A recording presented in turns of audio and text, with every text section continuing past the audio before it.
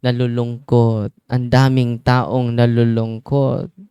Ang daming taong puno ng puot. Bakit? They never remain in my love. And dahil doon, hindi sila naka-share sa kaligayahan ni Kristo. Bakit kailangan natin na matanggap at ma-experience yung kaligayahan ni Kristo? In order our joy will be complete. Mahingpit ang atong kalipay. Wow. Bakit hindi buo yung kaligayahan natin? Hindi natin natamo yung kaligayahan ni Kristo. Bakit hindi natin natamo ang kaligayahan ni Kristo? Dahil hindi tayo nanatili sa pag-ibig ni Kristo. Ang daming nanatili sa puot ni Satanas. Ngipon sa ngipon, mata sa mata, way sukod sa paos. Itong taong ito, tinulungan ko pa. Ako pa ang biktima sa pagkamarites nila. Sa susunod, kahit asin, hindi ko ikaw bibigyan. Hindi kita bibigyan. Totoo, hindi. Maraming mga tao ngayon puno ng galit. Daming mga tao ngayon puno ng puot. Ang ilang dagway ni alimuot. O ang ilang dagway puno sa mga kunot. Tanay ka. Suko ni Musamot takamaot. Tinuod dili. Remain in my love. And by remaining in my love, you can share my joy. Why I say this to you? In order to share my joy, and your joy will be complete. Amen? Kung merong mga taong nag-uusig sa'yo, sabi ni Kristo, ibigin mo sila. Oy. At anong klaseng pag-ibig na ibibigay natin sa kanila? Handa tayong magpakamatay sa kanila. Yan ang nasa kasulat eh. Uy. Ang hirap, Father. Di ba? Uy. Yung mga umuusig sa'yo, yung mga tao na wala na nakita, kundi yung kabalastugan mo. Wala kang kapayapaan. Hindi natin makamtan yung kaligayahan galing ni Kristo. Ang ma-experience mo, yung puot na galing ni Satanas. Bantay radyo ka. Dila radyo, way labod ni mong animala ka. Kahit nandito ka, nasa isip mo siya. Laging nagstustok ka sa Facebook niya. Ano na namang pinopost niya ngayon? Napasaring na mga quotation. Ako naman ang binabangga niya. Bakit wala kang kaligayahan? Because you collect and you live the way of Satan. You never remain in my love. Anong sabi ni Kristo sa mga taong nagpako sa kanya sa krus? The scourging of Jesus, yung mga berdugo na sa Tagalog og nagbunal, nagpalo sa ating Panginoon. At yung kanyang corona, no, matinik na mga corona, ninagkay sa kanyang ulo. Anong sabi ni Kristo, Ama, patawarin niyo sila. Hindi nila alam yung ginagawa niya. Amen? Makita mo yung asawa mo na lasinggo, ano na yung disposition mo? When you remain in my love, naaawa ako sa asawa ko, no? Nalasing, no? And dahil doble na yung awa mo, you share the authentic joy of Jesus. Amen? Bakit magulo yung buhay mo? Bakit magulo yung mundo natin? We never remain in His love.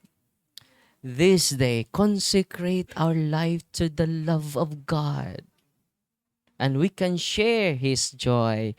And our joy will be complete. Uulitin ko.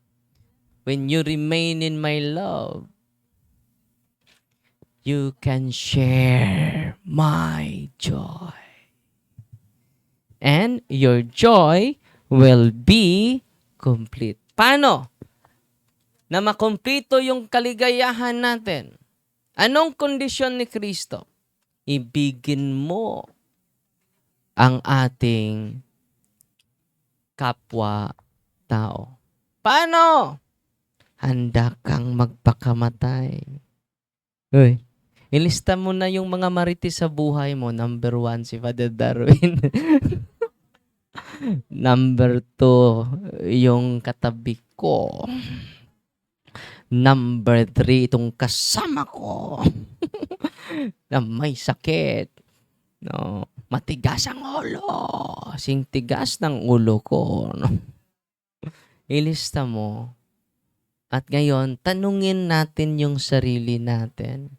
Handa ba akong magpakamatay sa Kanya? At by doing it, we remain in His love. Amen? Kung hindi tayo manatili sa pag-ibig ni Kristo, lagi tayong nagbi-blame sa iba. Biniblame natin ang iba. No? Biniblame natin ang katabi natin. Biniblame natin ang mundo. Pero hindi natin biniblame ang sarili natin. Totoo, exempted ako, Father. Remain in my love. And by remaining in His love, we can share His joy. And our joy will be complete. Amen? So kanina mga kapatid, nandito si Ate Arado. Ate Heidi. No? Kasama namin sa UCCP po si Ate Heidi. Ngayon, Katoliko na po. No? Bigyan natin papuri ang Diyos. No? Natutuwa ba kayo? Ano ba yung sabi ni Kristo? Marami pa akong tupa na hindi kasali sa turil na ito. Sa turil? Sa Tagalog? Kawan? Kawan ba ito?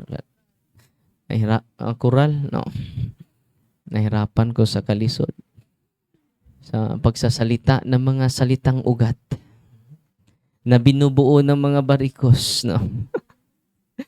So, buong umaga is catechism. It is all about empowerment. Ano? Empowerment. Lahat, nandito din from Butuan, no? Ano pangalan nyo, sis? Sila po ay natutuwa dahil kasal na po sila ngayon sa simbahan, no? Lagi silang sumusunod sa punto per punto from Diocese of Butuan, no? Welcome po. No? Sino ba ang pinakamalayo ngayon na nandito? Ha? Saan? Taga saan? Chicago? Wow! Ito lang ang dahilan, pumunta ka dito. Wow, praise the Lord. Daming na-inspire, no? From Chicago Bulls, no? May Lakers ba dito?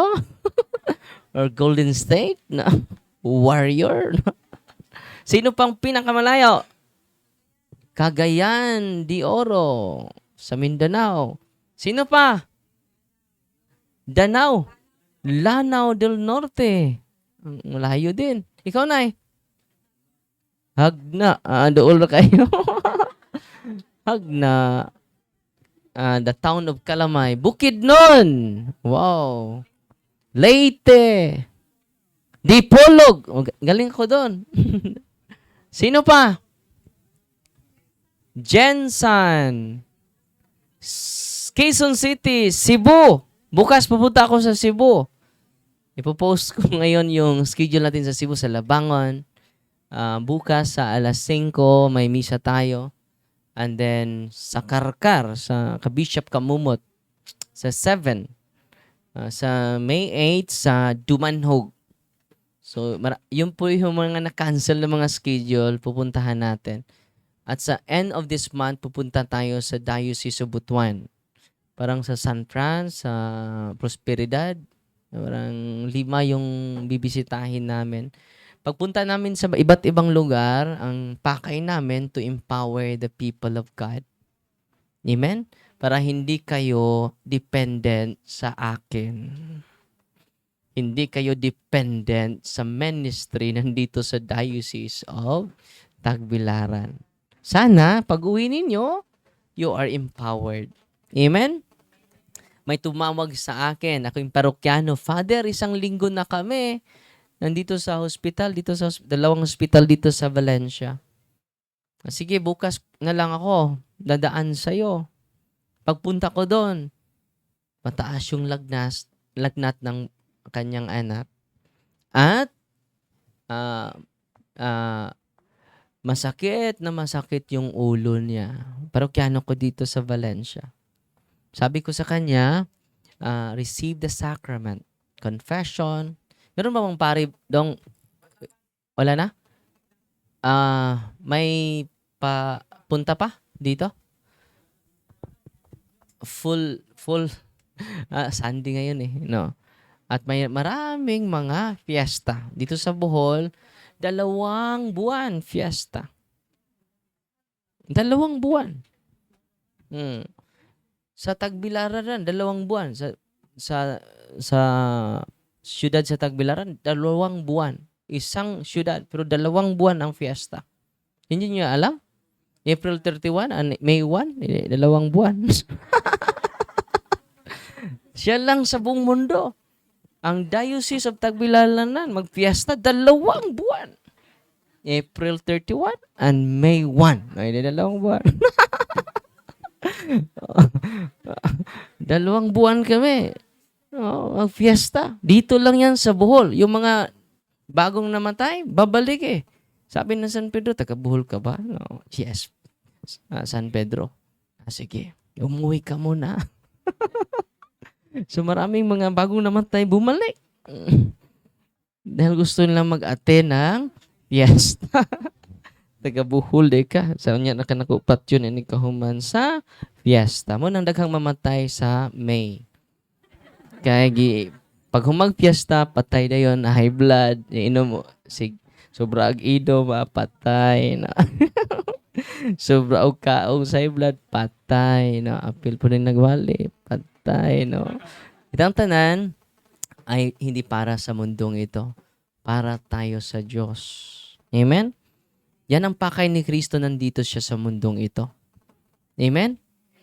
So, empowerment. Pinaka-importante po yan. So, pag punta ko dun sa hospital, sinabihan ko, receive the sacrament. Confession, anointing of the sick, and then the body of Christ. Yung anak na, binigay ko yung sakramento. At sabi ko sa kanila, mag-gather tayo. I-renounce ninyo lahat ng occult involvements ng mga magulang ninyo. Sabay kayo sa akin. Nandyan yan sa prayer of deliverance. Nandyan sa 2 iyan. Ito po ay ka Father Referger at ito po ay kay Father Sikia, Pilipinong pari. Ito po ay American exorcist. No? Alam nyo, studyhan nyo po ito lahat. Makatulong po ito nating lahat. Amen? By the way, ang proceeds sa mga religious items na na-avail ninyo ay tinutulong natin sa mga scholars. At tinutulong din natin sa ministry at sa diocese natin. Kahit piso wala akong natanggap. Ang natanggap ko lang ay bungag singot. No, ito, na bungag singot. No. Ang sarap matulog ngayon, 1:00, 2:00, di ba? Siesta time. Pero huwag kayong mag-alala. Iyasa naman ng katog, inig kamatay na to. Pahulay nga dayo naman na. No? Pwede na tadi mga tog. No? Pwede na ta matog forever. Puna mga kaigsunan, karon Nga adlaw, you are empowered by the teachings of the church and using the sacramentals of the church. Anong nangyari sa parokyano ko? Completely healed po. Pero hindi agad. Tumaw During renouncement, makinig kayo, during renouncement, in the name of Jesus, I renounce all my superstitious belief, silang buong pamilya. I renounce my occult practices. Yung mga healing na hindi galing sa Diyos. Ni-renounce natin ng buong puso. I renounce my habak, amulets, all the orasyon from my lolo. Hindi siya mamatay kung hindi mapasa sa'yo. Yung orasyon against sa wakwak, yung orasyon against sa kulam, isurrender nyo po yan lahat. Okay? Nag-surrender sila, hindi nila alam dahil from fourth generation ng epekto sa mga occult prayer na yan, sa pamagitan ng oppression, mga sakit na wala dito, wala doon. Kahit doktor na, nalilito na sa yung sakit. Ang nangyari mga kapatid, mga dahan-dahan siyang just imagine, puno yung pawis, yung ano niya, yung ulo niya, bigla lang siyang napawisan despite aircon po yung room nila. Ngayon lang ka napawisan na naka. At nawala yung sakit ng ulo niya. Nawala din yung bigat ng katawan niya. At sa kagabi, nag-chat ako, kumusta na yung anak mo? Father, may kaunting kirot na lang. So, i-deliverance mo. Sila nag-deliverance at lumabas na sila sa hospital. At ang realization ko nag-reflect sa experience ko this week, ang dami sana nating matulungan if we have knowledge how to use this one. Amen? Natutuwa ba kayo ngayon na tinuturuan namin kayo? You can do deliverance to your family circle. Hindi ko kaya ako lang. Uy, masamot ko di katubo. Kagabi, pumunta ako sa Sagbayan. Pagpunta ko doon, dandun si Father Tomas Balatayo. Father, may dalawa na lumapit sa atin for deliverance. Ito lang tinatanggap ko. Tulungan mo naman ako. Sa anong gusto mo, Father? Ikaw mag-deliverance, Father. So, wala akong knowledge yan. Natatakot ako. Kung Father, kasama mo ako. Makikita mo ngayon yung kapangyarihan ng pari na hindi nagamit ng maraming pari. Sa totoo? Sige, subukan ko. Father, humarap ka sa Blessed Tabernacle. I-renounce mo lahat. At Father, just acknowledge that you are a sinner. Accept that you are a sinner. You are unworthy to this ministry. All of us are sinners. At dahil dyan, it is your greatest protection. Humility is our greatest protection. Alam nyo, grabe yung realization niya. So, Father, ang dami palang hinaharas ng demonyo, di ba? Pero hindi natin nagamit yung kapangyarihan na matagal na binigay ni Kristo sa ating lahat na kaparian. How much more the bishop? The fullness of priesthood is in the hand of the bishop. Amen? Natutuwa ba kayo ngayon? And all of you shared the power of Jesus when? During baptism. Naka-receive na ba kayo ng bautismo? Uy. Nakumpirmahan na ba kayo?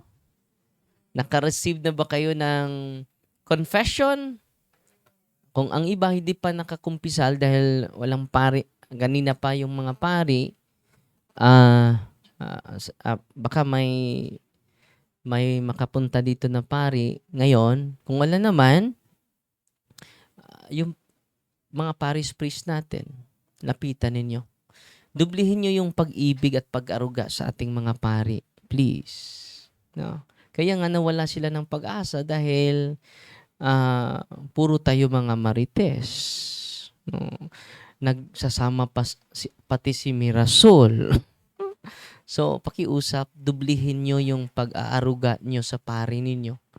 Dahil sila lang ang makapagbigay sa inyo ng sakramento. Wala nang iba pa. The 7 sacraments, ang mga pari lang ang makapagbigay niyan. Hindi kahit sino sa atin. Totoo, hindi. And the 7 sacraments are instituted by Jesus Christ. Yung mga kapatid natin sa ibang pananampalataya, with due respect sa kanila, they have also preaching.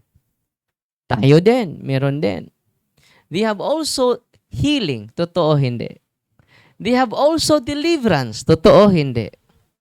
But they have no authority because they don't have 7 sacraments. Tayo may preaching, may healing, may deliverance. Sila, wala silang. Bautismo lang ang nasa kanila. Kung in the name of Jesus yung bautismo nila, questionable yon. Pero yung bautismo nila, Trinitarian formula, tinatanggap ng simbahan. So ang Katoliko, may sacrament of confession. Di ba? May anointing of the sick. Pangatlo, may Holy Eucharist. Sa mga may sakit ngayon, araw-araw kayong magsamba. It is the source of healing. Yung hinawakan ng pare, this is my blood. This is my body. May entrance fee ba ang simbahan? Wala. May entrance fee ba ang diskuhan? Meron. May entrance fee ba ang sabungan? Meron. Patungong impyerno, mahal. Patungong langit, libre. Sabi ni Kristo, nakadawat, nakatanggap kayo na walang bayad, ibigay nyo ito na wala ding bayad. Natutuwa ba kayo? Go to the sacraments. It is greater than Father Darwin. Amen? Kaya nga, pagpunta ako sa iba't ibang lugar, Father, i-heal mo ako. Anong sagot ko? Go to the sacraments. Sacraments are greater than Father Darwin. At lahat ng mga pari ay makapagbigay sa inyo ng sakramento. Totoo, hindi? Kung ako ang mag-healing, ako magbigay sa inyo ng sacrament, ako na ang sentro.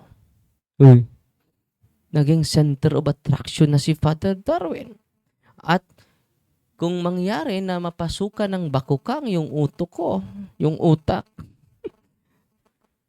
sa sunod na mga araw, magkiklaim na si Father Darwin, I am the appointed Son of God. No one comes to me. I am the way, the truth, and the life. Si Father Darwin naging si Father Darwin naging Senior Aguila.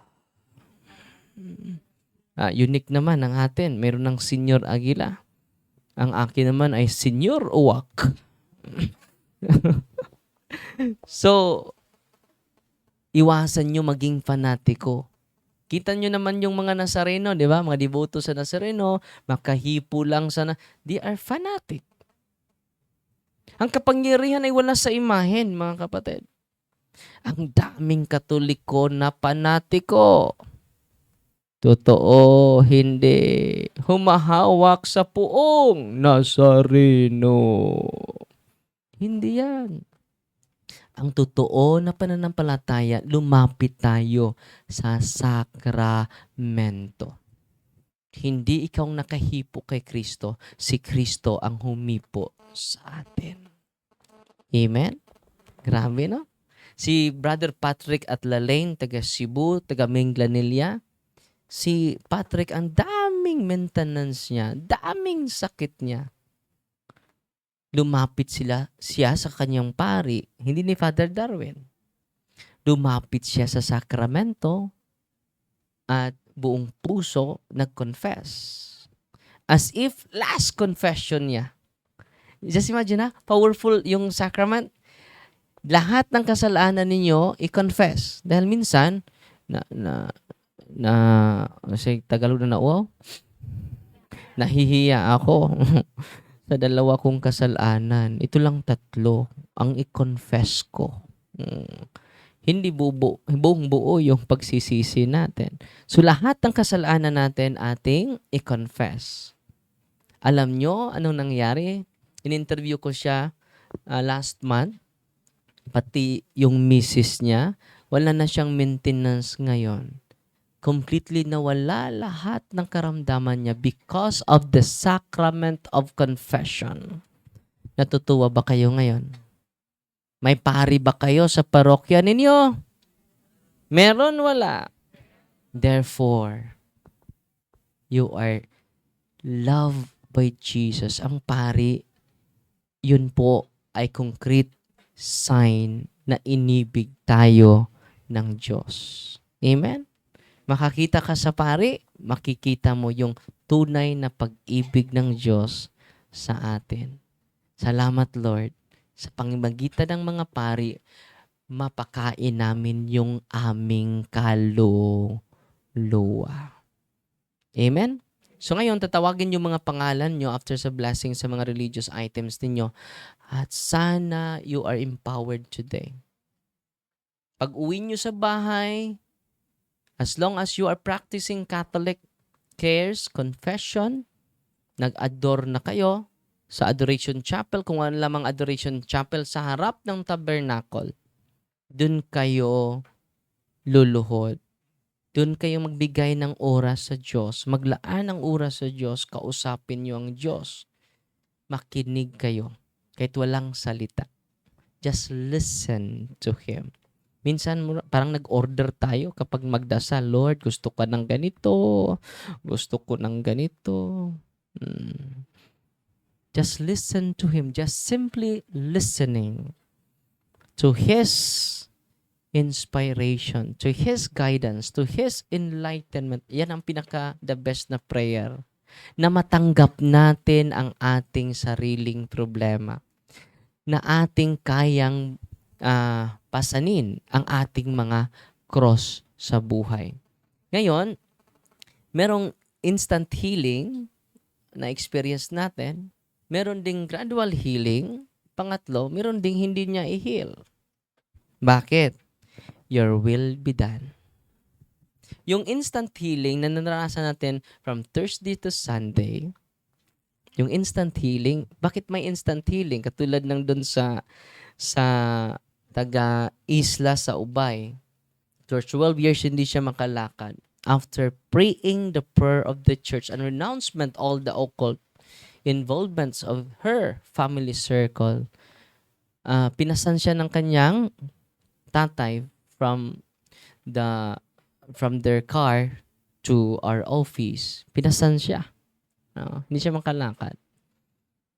After renouncement, after receiving the sacrament, nakalakad na siya. Instant healing. Bakit may instant healing? Bakit? To increase your faith. Bakit may gradual healing? Hindi ka pagalingin agad. To increase your patience. Because patience is virtue. May instant liberation, may gradual liberation. Meron ding hindi pa na-liberate ng demonyo. Pangatlo ay meron ding hindi pa pagamutin ng Diyos. Ang ini-increase ng Diyos diyan yung sacrifice. Lord, yan po ang pinaka-the best na ministry. Walang makapantay diyan, the ministry of suffering. Kapag hindi ka pagagalingin ng Diyos, may bago tayong ministry. Ministry of suffering. Because we are saved not by the preaching of Jesus alone. We are saved not by the healing of Jesus alone. But we are saved primarily by the suffering of Jesus. Bigyan nating papuri ang Diyos. Amen? Yung sakit mo ngayon, kung kalooban ng Diyos, na ito yung bagong ministry ko, akin itong papasanin. Akin itong tatanggapin. Akin itong hahalikan ang aking karamdaman. Lord, stage 4 po ako ngayon. Thank you. Grateful ka na. You embrace your cross. You embrace your problems. You embrace your struggle. You embrace your trials. Because we remain in His love. Look at Jesus on the cross. Look at Him. Contemplate His suffering. Meditate His sorrow. Amen? Meron ka bang sorrow ngayon? No. Meron ka bang trials ngayon? Embrace and carry it. And bring it to Jesus. Only Jesus can console you. Only Jesus can heal us. Amen? Ngayon, mag-bless ako sa mga religious items ninyo. And after that, papasok ako agad dito for exorcism. At kayo, dadaan kayo sa mga case officers. Lahat ng gusto nyong isabi sa akin, isabi nyo nasa kanila.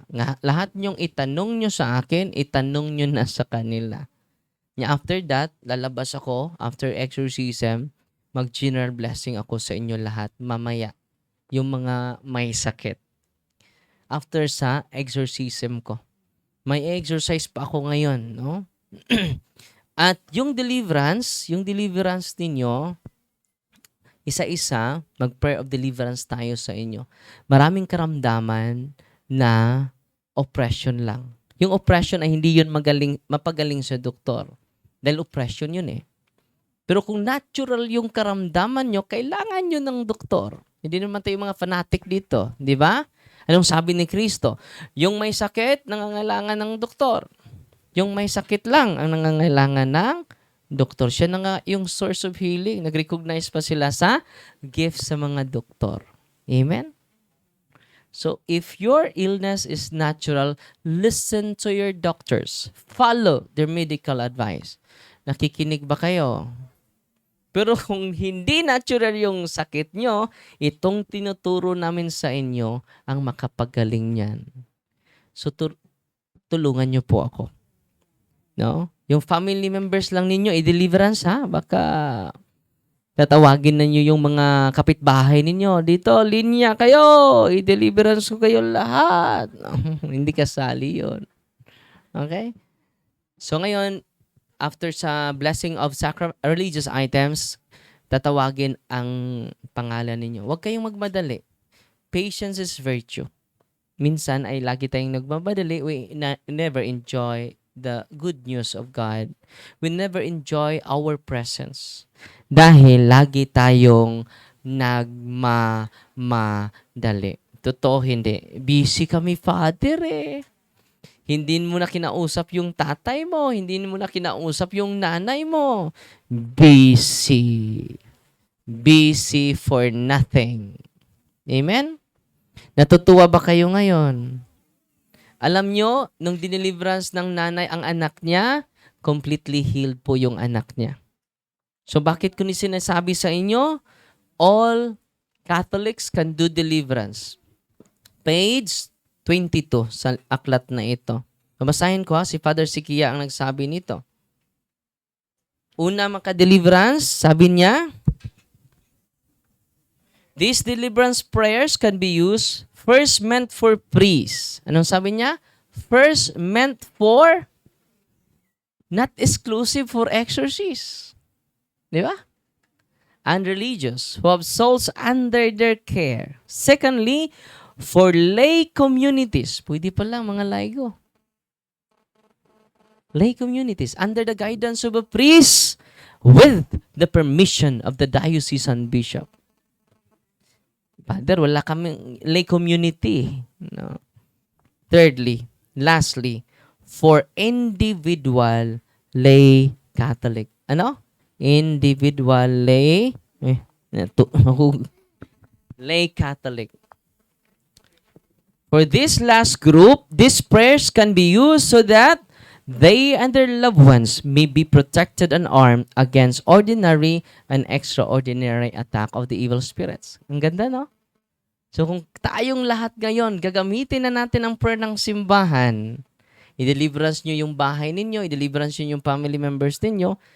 Yung deliverance pala hindi para sa may sakit. Pwede din sa mga, hindi lang sa mga nasapian, pwede din sa may sakit.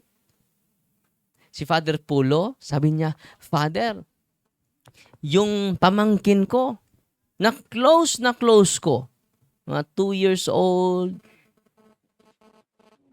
na ano ako, Father, dahil sa paglapit ko, hindi na close kami, Father. Parang natatakot sa akin, Father, yung bata. Sinabihan ni Father Polo, try deliverance mo yung bata. Bakit natatakot sa akin? Well, in fact, close kami. Deliverance ng tatay. Sumuka yung bata. After sa pagsuka, nag-embrace na kay Father Polo ang bata. Grabe, no? Hindi naman possess yung bata. May either obsession, yung obsession, negative ka na sa environment natin. Yung oppression, mga sakit na hindi mo maintindihan. Alam nyo, yung bata ay sumuka and after that, normal ng bata. Hindi na natatakot sa kanya. Grabe, no? Sino nag-deliverance? Yung tatay. Grabe. Natutuwa ba kayo ngayon? Kung effective na yung prayer ng mga albularyo, lalong-lalo na ito.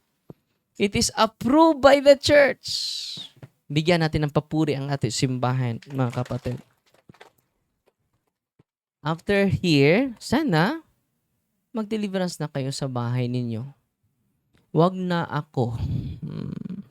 Wag niyo na akong papuntihin sa bahay ninyo. No?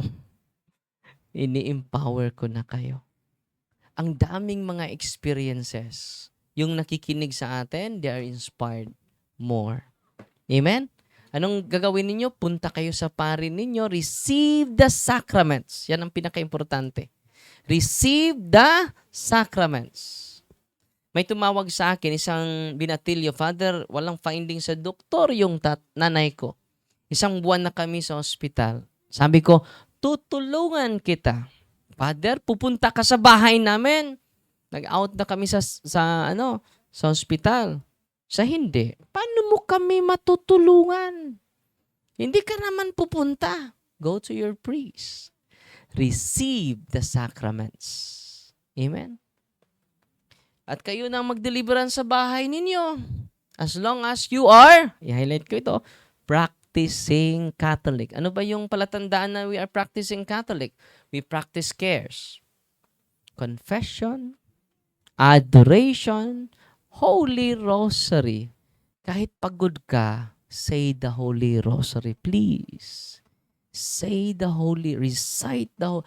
Kahit pagod na pagod ka, huwag kang matutulog without praying the Rosary. Amen? Alam nyo, si Father Polo, may sinishare sa akin. Sabi niya, Father, grabe ang banal na rosaryo. Nag-join ako for Ironman. Si Father Polo, athletic na pare. Alam niyo, Father, wala akong training sa swimming. 'Di ba? May running, may swimming, may biking. Yun, Ironman. Sabi ng organizer, mag-ingat kayo dahil sug kayo ang dagat. Grabe ang current sa dagat. Baka kayo. Maanod. Alam nyo, naanod talaga siya sa current, sa tubig. Ang lakas. At ang dami nilang naanod. Kahit nga yung mga well-trained na mga swimmer, naanod pa rin. At sabi ng nag-rescue sa kanya, huwag kang mag-alala, magpaanod ka na lang. May 1 kilometro, maanod sila. Pero sabi niya, mag-pray na lang ako ng rosaryo. Lagi lang siyang patuloy lang siyang naglangoy. At nag-pray siya ng rosaryo. Alam nyo, pag dilat niya sa kanyang mga mata, malapit na siya sa island. At yung mga well-trained na mga swimmer, naanod na sa current sa tubig. Wow. No? Ano yung reflection natin sa magandang experience? Si Mama Mary is a real mother. Amen? Don't go to sleep without praying the Holy Rosary. Amen? Pray the Holy Rosary every day. So ngayon, i-bless ko ngayon. Follow and subscribe lang kayo sa YouTube channel